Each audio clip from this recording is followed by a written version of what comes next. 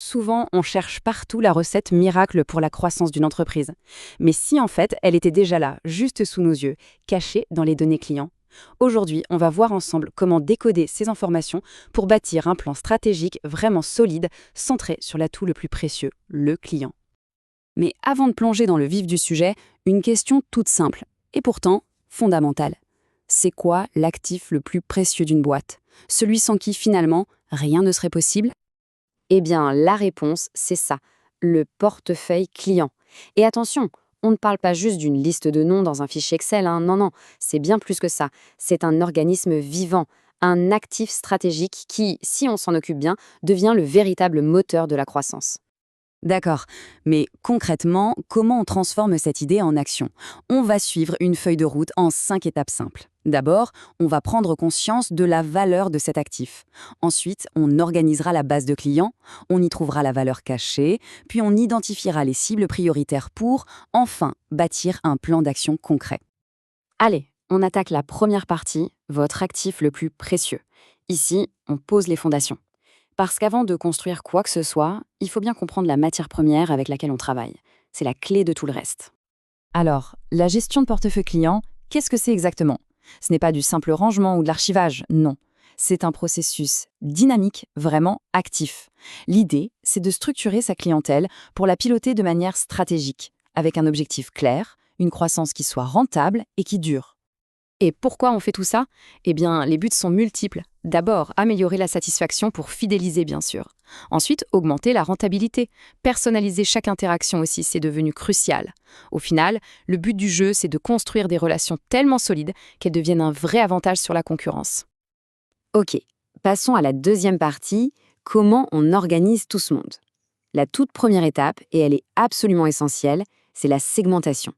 Pour se faire une image, c'est comme une grande bibliothèque. Si tous les livres sont en vrac, impossible de trouver celui qu'on cherche. Il faut les classer. Pour les clients, c'est pareil. Pour faire ce classement, on s'appuie sur 4 grands piliers. Le démographique, c'est le qui.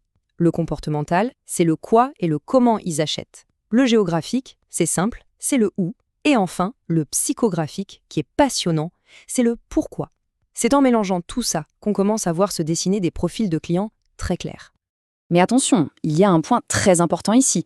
Segmenter, ça ne veut pas dire mettre les gens dans des cases, pas du tout. Le véritable objectif, c'est de mieux comprendre leurs besoins spécifiques, leurs comportements.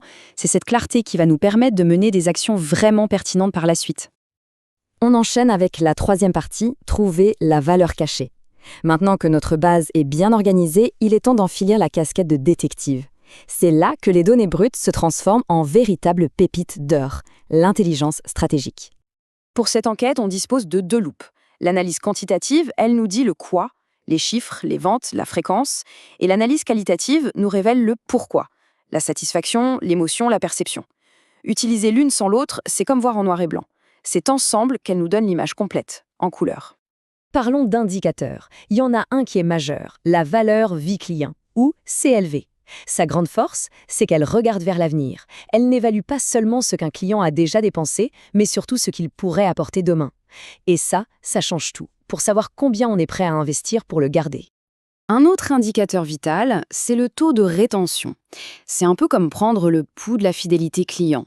Un taux de rétention élevé, c'est tout simplement le signe d'une entreprise en bonne santé qui a su construire des relations solides. On arrive à la quatrième partie, identifier les cibles. Toutes nos analyses nous amènent à un constat. Oui, tous les clients sont importants, mais non, tous n'ont pas le même potentiel de croissance. Pour être efficace, il faut savoir où viser. C'est comme un archer qui concentre son énergie pour atteindre le centre de la cible.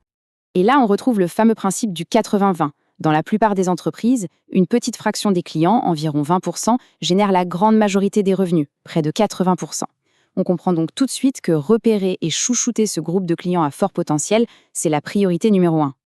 La conclusion est claire. Il ne s'agit pas de négliger les autres clients, mais plutôt d'allouer ses efforts intelligemment.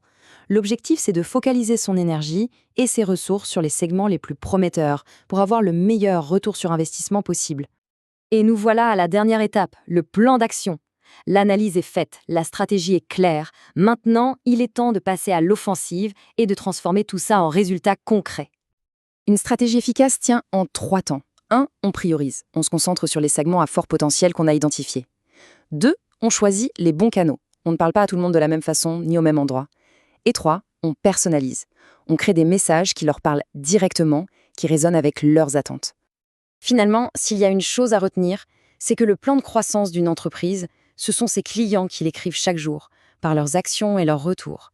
La seule vraie question, c'est: est-ce qu'on prend le temps de le lire?